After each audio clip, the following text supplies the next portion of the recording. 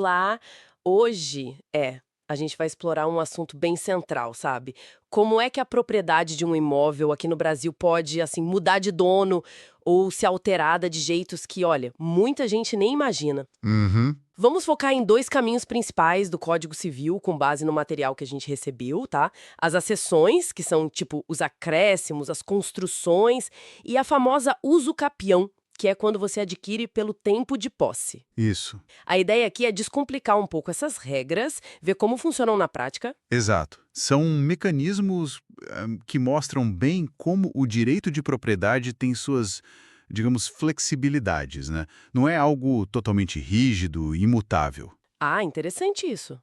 Eventos da natureza, o que as pessoas fazem, constroem e até o simples passar do tempo podem sim redefinir quem é o dono e como é essa propriedade. Entendi essa ideia de flexibilidade. Bom, começando pelas acessões, então. O material que a gente viu fala de mudanças que vêm da natureza.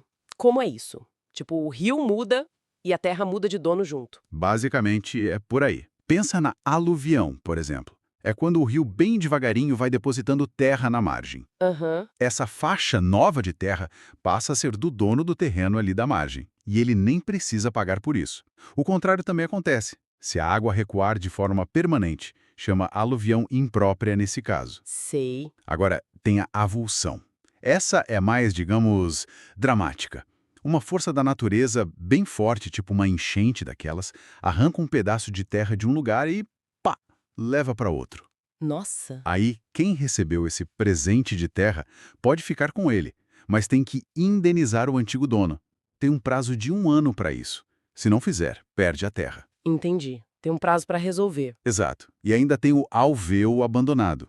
Sabe o leito do rio que secou? Sei, acontece. Esse leito seco é dividido entre os donos das terras nas duas margens até o meio do antigo rio, e sem indenização para quem perdeu água por causa do novo curso. A natureza redesenhando os limites mesmo. E tem a formação de ilhas também. Em rios não navegáveis, a propriedade depende de onde a ilha aparece. Poxa, quer dizer que a linha da propriedade não é tão fixa quanto a gente imagina. E quando a mudança vem do que as pessoas fazem? Construções, plantações, aí que entra aquela história de boa-fé e má-fé, né? Exatamente. Aí a coisa fica mais complexa um pouquinho. A regra geral, assim, a presunção inicial, é que o dono do terreno é quem fez a obra ou a plantação. Certo. Mas e se não foi? Se alguém planta ou constrói no terreno de outra pessoa? Bom, se essa pessoa agiu de boa fé, tipo, ela não sabia que o terreno era de outro ou tinha uma permissão que parecia válida, ela perde o que construiu ou plantou para o dono do terreno. Só que Hum, tem direito a ser indenizada pelo valor. Agora, olha que interessante. Se essa construção ou plantação valer muito, mas muito mais que o próprio terreno, sei. quem construiu de boa-fé pode ter o direito de comprar o terreno do proprietário. Paga uma indenização, claro, mas fica com tudo. Nossa, então a boa-fé pode virar o jogo completamente. E se a pessoa agiu de má-fé? Sabia que o terreno era do outro e mesmo assim construiu? Ah, aí a conversa é outra, né? Se agiu de má-fé, perde a construção ou plantação e, em regra, não recebe indenização nenhuma. Faz sentido. Agora, tem uma situação curiosa. E se os dois agiram de má-fé? O construtor sabia que o terreno não era dele, e o dono do terreno viu a construção acontecendo ali na frente dele e não falou nada, não se opôs. E aí? Aí a lei diz que o proprietário fica com a obra, mas tem que indenizar o construtor. É como se a má-fé de um compensasse a do outro, sabe? A lei tenta achar um equilíbrio, para evitar que alguém se enriqueça injustamente. Entendi. E tem até regra para invasão pequena, quando a construção invade só um pouquinho do terreno do vizinho, tipo até 5%. As soluções variam de novo, dependendo da boa-fé e do valor da construção comparado ao valor da área invadida. Bem detalhado. Ok. Então, além dessas mudanças mais físicas, por natureza ou construção, o material fala bastante da uso capião. Aquela ideia de que morar ou usar um imóvel por muito tempo pode fazer a pessoa virar dona. Certo? Isso, perfeito. É a aquisição da propriedade pelo tempo de posse. Mas atenção, não é qualquer posse não, tá? Ah, tem requisitos. Tem sim. Precisa ser uma posse com intenção de ser dono, o animus domini, que o pessoal do direito fala, Tem que ser contínua, sem interrupção e sem oposição do proprietário formal, ou seja, mansa e pacífica. Mansa e pacífica sem briga. Isso. E também não pode ter começado de forma violenta ou escondida, clandestina ou por abuso de confiança, precária. E um ponto super importante: bens públicos não podem ser adquiridos por uso capião, de jeito nenhum. Certo, bens públicos ficam de fora. Exato. E o tempo de posse, em algumas situações, pode ser somado ao tempo do possuidor anterior, se for o caso. Chama accisio possessiones. Entendi. E aí que fica interessante, tem tipos diferentes de uso capião, com prazos que variam bastante, né? Quais são os principais que o material menciona? Olha, tem alguns tipos principais. A ordinária, por exemplo, geralmente pede 10 anos de posse contínua, sem oposição e, além disso, exige boa-fé e um justo título. Justo título. O que seria isso? Sei, entendi. E esse prazo de 10 anos pode cair para 5 anos em situações específicas. Se o imóvel foi comprado onerosamente, teve o registro cancelado depois e a pessoa fez dali sua moradia ou realizou investimentos importantes, é a chamada posse-trabalho. Interessante. E a EJA extraordinária? Parece a mais comum. É bem comum, sim. A extraordinária exige 15 anos de posse. 15 anos. Mas a grande diferença é que ela não exige nem justo título, nem boa-fé comprovada.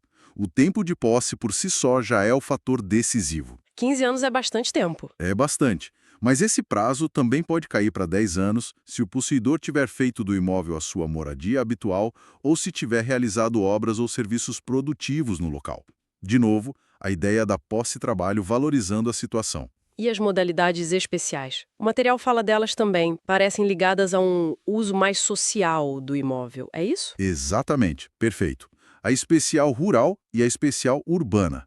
Ambas exigem 5 anos de posse ininterrupta e sem oposição. Só 5 anos. Só 5 anos, mas com requisitos específicos. Na rural, a área não pode ser maior que 50 hectares. Tem que ser produtiva pelo trabalho da pessoa ou da família e ser a moradia deles. E a pessoa não pode ser dona de outro imóvel, rural ou urbano. Entendi. E a urbana? A urbana é parecida.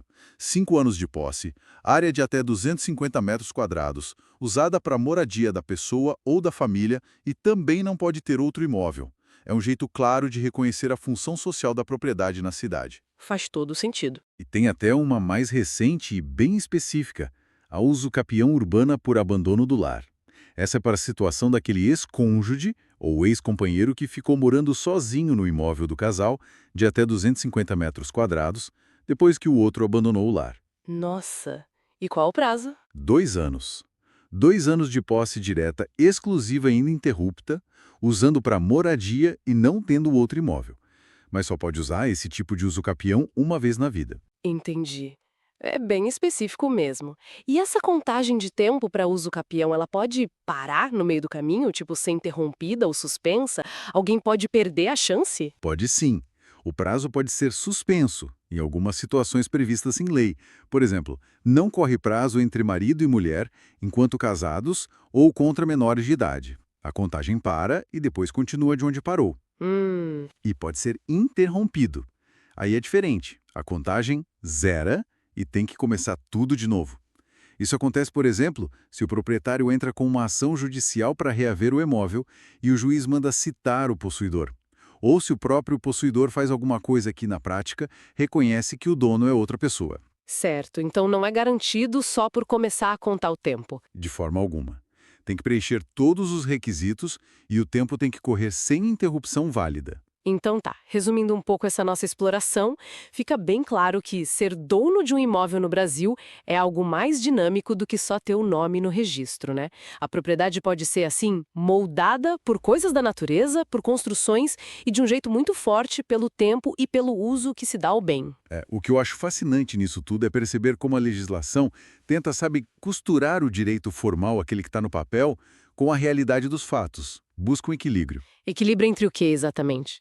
E, ao mesmo tempo, reconhecer situações que já se consolidaram no tempo, especialmente quando envolvem moradia, trabalho, a boa-fé das pessoas. Não é só uma questão técnica, jurídica. Tem um fundo social e econômico muito importante por trás dessas regras. É verdade. Bom, para a gente pensar um pouco mais depois, fica uma reflexão, né? Como será que essas regras todas de accessão, de uso capião, se aplicam na prática quando a gente tem, por exemplo, vários herdeiros disputando um mesmo imóvel, antes mesmo de fazer a partilha formal no inventário? Boa pergunta. Isso certamente deve adicionar umas camadas de complexidade a mais nessa dinâmica toda da propriedade, não acha? Com certeza, aí entram outras questões.